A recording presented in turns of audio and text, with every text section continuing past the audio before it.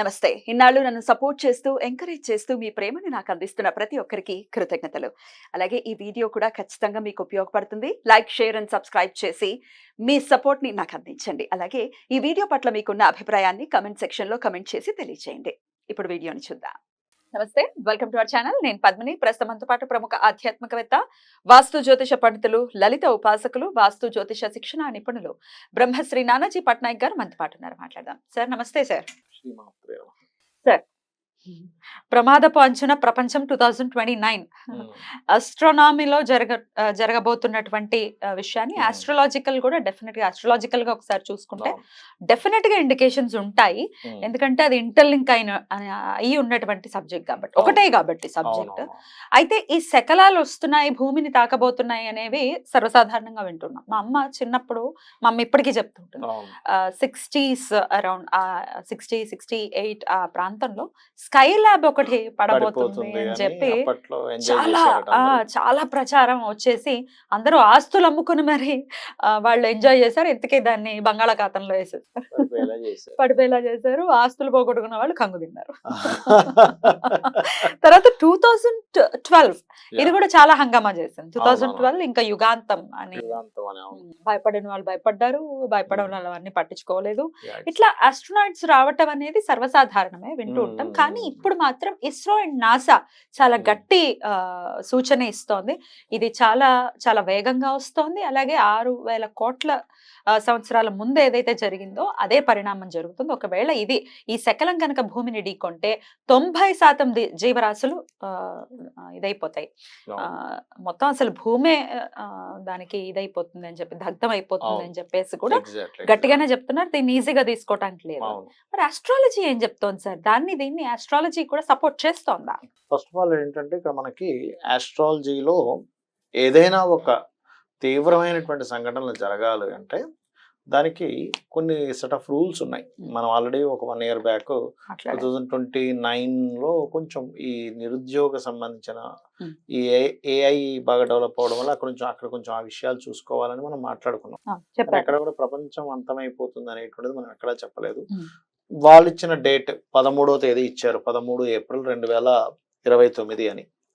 అయితే ఆ రోజున్న ప్లానటరీ పొజిషన్స్ అసలు నిజంగానే అలాంటి సంఘటన ఏదైనా జరిగేటువంటి యోగాన్ని ఇస్తుందా, అసలు ఉందా అలాంటిది ఏదైనా అని చెప్పి చూసుకుంటే కనుక ఆ రోజు చూడండి, అమావాస్య అవుతుంది, ఆ రోజు అమావాస్య అయిపోయింది. అయితే ఇక్కడ కూడా శని కుజులు అంటే షష్టాష్టకాల్లో ఉన్నాడు. కుజుడు చూస్తున్నాడు శనిని, కానీ గురువుతో ఉన్నటువంటి శని.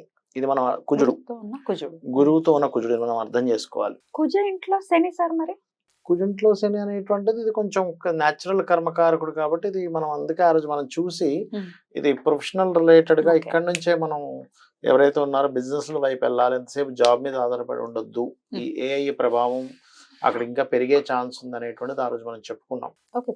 సో అయితే ఇక్కడ ఏంటంటే ఇది ఎక్కడా కూడా ప్రపంచాన్ని వినాశనం అయిపోవడానికి మాత్రం చేయట్లేదు.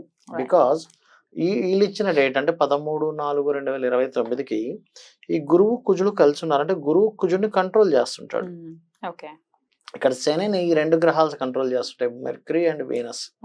సో ఇది ఎక్కడా కూడా వినాశనం అయిపోయేటువంటి డేట్ అయితే అసలు కాదు, 100%, అందులో డౌట్ లేదు. మరి ఇంకోటి ఏంటంటే దీన్ని ఈ రాహుకేతువులు ఇలా ఉన్నప్పుడు ఎప్పుడు కూడా ఏదైతే అందరూ ఇది అసాధ్యము అయిపోయింది, ఇంకా మొత్తం మునిగిపోయింది అన్నప్పుడు అది రివర్స్ అవుతాయి ఈ రాహుకేతులు ఇక్కడ ఉన్నప్పుడు. అంటే రాహు ధనస్సులో మళ్ళీ ఇదే ఇక్కడ రాహు ఇక్కడ కేతు ఉంటే దాన్ని కోదండరామ్ యాక్సిస్ అంటారు. అంటే ఎవరి జన్మ జాతకంలో అయినా ఇక్కడ రాహు ఇక్కడ కేతు ఉన్నాడు అనుకోండి, వాళ్ళు ఇది అసాధ్యము అని అనుకునేది వాళ్ళు సాధ్యం చేసి చూపిస్తారు ఆ జాతకులు. అమేజింగ్. రాముడు జాతక చక్రంలో ఉంటుంది అది కోదండరామ్ యాక్సిస్, ఇక్కడ రాహు ఇక్కడ కేతు. వాళ్ళు సముద్రంలో ఉంగరం పడేసి కూడా తీసుకురాగలరు. అందుకే శ్రీరామచంద్రమూర్తి అంతమంది సైన్యంతో ఒక బ్రిడ్జ్ కట్టి, సముద్రం మీద బ్రిడ్జ్ కట్టడం మామూలు విషయం మానవ మాత్రుడికి, వెళ్ళి అక్కడ రావణాసురుని సంహరించి సీతాదేవిని తెచ్చుకున్నాడు ఆయన యుద్ధంలో ఓడించి. అయితే ఇక్కడ ఈ కాంబినేషన్స్ ఎక్కడా కూడా అటువంటివి ఏమీ చూపించట్లేదు అనేటువంటి జ్యోతిష్ శాస్త్రం చాలా స్పష్టంగా చెప్తుంది. 100% సేఫ్. దాని గురించి ఏమీ భయపడాల్సిన పని లేదు. కాకపోతే ఇక్కడ ఇది ఒక 2.5 సంవత్సరాలు ఉంటాడండి శని. ఎప్పుడు ఎంటర్ అవుతున్నారు సార్ శని ఆయన యాక్చువల్గా మేషరాశిలో? 2028 ఫిబ్రవరి లాస్ట్ వీక్ లో ఎంటర్ అవుతున్నాడు. అంటే ఆల్మోస్ట్ 2028 ఫిబ్రవరి 26, 27 డేట్స్ లో ఇక్కడికి వస్తాడు శని భగవానుడు. 28 లో ఎంటర్ అవుతున్నాడు. అంటే అప్పటికే మనకి ఇక్కడికి సంవత్సరం 2 నెలలు అవుతుంది ఇక్కడికి వచ్చే శని. ఇది 2.5 years ఉంటాడు. అందుకే మనం ఆ రోజు ఏం చెప్పామంటే 28 ఫిబ్రవరి నుంచి ఒక 2.5 సంవత్సరాలు శని ఇక్కడ సంచరిస్తుంటాడు. న్యాచురల్ 10th లార్డ్, ఈయన న్యాచురల్ 10th లార్డ్ వెళ్ళి నీచబడ్డాడు కాబట్టి కొంచెం అప్పటికల్లా మీరు సెట్ చేసేసుకోండి. ఈ ఇంకొక ఒకటే జాబ్ ఒకటే కాకుండా ఇంకొక ఆదాయం కూడా సెట్ చేసుకోవాలి. ప్రతి ఒక్కరు సొంతంగా ఏదైనా చేసుకోవాలన్నాం. కానీ అది ఎక్కడా కూడా ఏదో వచ్చి భూమిని డ్యామేజ్ చేసేటి మాత్రం కనిపించట్లేదు. బికాస్ ఆఫ్ శుభగ్రహాలు జన్మజాతకంలో ఏంటంటే మనం ఎప్పుడైనా జన్మజాతకం కావచ్చు, గోచారాలు జరిగేటువంటి ఇబ్బందులు కావచ్చు, ఈ రెండిటికి గనక శుభగ్రహాల సంబంధం ఉన్నప్పుడు ఎలాంటి ఏదో శకలం వచ్చేసి భూమి మొత్తం బద్దలైపోవడం, కొన్ని ప్రదేశాలు మొత్తం ఏదో అయిపోవడం మాత్రం అస్సలు జరగదు. అంటే ఎందుకంటే ఈ విషయం మనం ఎందుకు క్లారిటీగా చెప్తున్నాం అంటే చాలా మంది తెలియక అది ఎలాగో పోతుంది కదా అని చెప్పి వాళ్ళ బాధ్యతలు మర్చిపోయే ఛాన్సెస్ ఉంటాయి. ఉన్న ఆస్తులు ఇప్పుడు మీరు ఇందాక అన్నారు స్కై ల్యాబ్ పడిపోతుందని కొంతమంది ఆస్తులు అమ్మేసుకున్నారు. తీరా చూస్తే అయ్యో అనవసరంగా అమ్ముకున్నాను. అప్పుడైతే ఇంకా పాపం తెలియదు కదా. తెలియదు అంటే ఇక్కడ ఇన్నోసెంట్ అని కాదు, ఎవరైనా తప్పుదో పట్టించవచ్చుగా. ఒక్కరు పాడైపోయినట్టు. ఇప్పుడు ఏముంది అసలు భూమి బద్దలైపోతుంది, ఉంచుకొని ఏం చేస్తావు, ఎంజాయ్ చేద్దాం బాబా అలాంటివి చేయకండి. ఎందుకంటే మనకి కల్కి పురాణంలో భూమికి అంటే నిత్యం లేసేవాళ్ళు, భూమికి అంటున్నా ఈ చెట్టు ఇంత చిన్న మొక్క దాని చెట్టు మీద ఏదో ఉంటుంది అంటారు మొక్క, దానికి నిత్యం లేసేవాళ్ళు పుడతారట. అలాగే ఈ భూమి ఎండింగ్ కలికి అవతారం కల్లా మనిషి యొక్క ఆయుష్ 16 సంవత్సరాలు బ్రతికితే అబ్బా చాలా బ్రతికేటరా అంటారు. అండ్ లిలిపుట్స్ లాగా ఇంత ఉంటారట.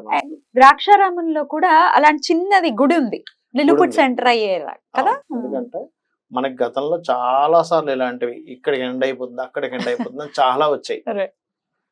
ఇది కూడా అలాంటిదే. అదేమీ వచ్చి దీనికి వద్దదో అది పక్క నుంచి వెళ్ళిపోతుంది, అందులో ఎటువంటి డౌట్ లేదు. సో ఇంకా కొన్ని వేల సంవత్సరాలు ఈ భూమి ఉండాల్సిన పరిస్థితి ఉంది. ఎందుకంటే కలియుగం ప్రథమ పాదంలోనే ఉన్నాం. ఇంకా 3 పాదాలు ఉన్నాయి కాబట్టి దయచేసి ఏదో ఎండ్ అయిపోతుంది కదా అని విద్యార్థులు ఏం చదువుతాంలే మనం ఏం సాధించాలనే విద్యార్థులు అనుకోవద్దు. పెద్ద వాళ్ళు బాధ్యతలు వదిలేయద్దు. ఖచ్చితంగా ఇంకా ఉంది ఈ లోకం. అమావాస్య ఇంపాక్ట్ ఏదైనా ఉంటుందా అనేది ఒక్కసారి చెప్పండి సార్. అమావాస్య ఇంపాక్ట్ దాని మీదే ఉండదు. కాకపోతే ఏంటంటే ఈ అమావాస్య అంటే ఈ 4 రాసులు కనెక్ట్ అవుతాయండి ఇప్పుడు కూడా. అంటే ఈ 4 డ్యూయల్ సైన్స్ అంటారు. ఇక్కడ ఉండేటువంటి గ్రహాలు ఈ కేతు రాహువుల్ని కంట్రోల్ సంబంధం పెట్టుకుంటుంది. కాకపోతే లక్కీగా గురువు కూడా చూస్తున్నాడు దాన్ని. అంటే ఏంటి, ఇప్పుడు చూడండి, ఇప్పుడు మనకి ఇప్పుడు ఎంత జోరుగా సాగుతుందో దగ్గర అవుతున్నా కొద్దీ దీని అడ్వర్టైజ్మెంట్ కొంచెం పెరుగుతూ ఉంటది. ఇంకేముంది వచ్చేసింది. అప్పుడు కొంతమంది ఏదైనా కొంచెం మానసిక స్ట్రెస్ గురయ్యే ఛాన్స్ ఉంటుంది. ఎందుకంటే అమావాస్య వచ్చినప్పుడు ఈ రాహుకేతువుల్లో కానీ మనకి అందుకే చూడండి గ్రహణాలు పడతాయి ఇక్కడ ఉన్నప్పుడు. ఇంకోటి ఏంటంటే ఎప్పుడు కూడా ఇలాంటివి సంభవించాలంటే కాలసర్ప యోగంలో ఉండాలి గ్రహాలని. కాలసర్ప యోగంలో కూడా లేవు గ్రహాలు ఆ టైంలో. ఎందుకంటే రాహుకేతులు అవతల కొన్ని గ్రహాలు ఇవతల కొన్ని గ్రహాలు. కాలసర్ప యోగం దోషం అంటే యోగం మొత్తం ఇటు వచ్చేస్తాయి. అంటే రాహుకేతులకు అటుగాని ఇటుగాని ఉంటాయి పూర్తి గ్రహాలు. సో అది కూడా లేదు. సో పాయింట్ నెంబర్ 1 కాలసర్ప యోగం లేదు. ఈ 2 గ్రహాలు చూసుకోవాల్సిన శుభగ్రహాలతో కనెక్టివిటీ పెట్టుకొని ఉన్నాయి. మనకి కలికి అంటే మన కలిపురుషుడికి సంబంధించిన ఆవిర్భావం కానీ ఇవన్నీ చూసుకుంటే అప్పటికి ఉండేటువంటి పరిస్థితులు ఇంకా చాలా ఉన్నాయి. మనకి ప్రథమ పాదంలోనే ఉంది కలియుగం. ఇంకా 3 పాదాలు ఉన్నాయి కాబట్టి ఇప్పట్లో ఎట్టి పరిస్థితుల్లో ఎండ్ అవ్వదు. మంచి విషయం చెప్పారు సార్. ఎంతో కొంత బెంగ పెట్టుకునే వాళ్ళు, బాగా డెలికేట్ మైండ్ వాళ్ళు బెంగ పెట్టుకునే పరిస్థితి ఒకవేళ ఉంటే గనక ఈ వీడియో డెఫినెట్ గా హెల్ప్ అవుతుంది. మనం ఇంకా అనుభవించాల్సింది చాలా ఉంది. పిక్చర్ అభి బాకీ హై మేరా దోస్త్. అంతే. Right sir, thank you so very much sir. నమస్తే. శ్రీమాత్రే నమః.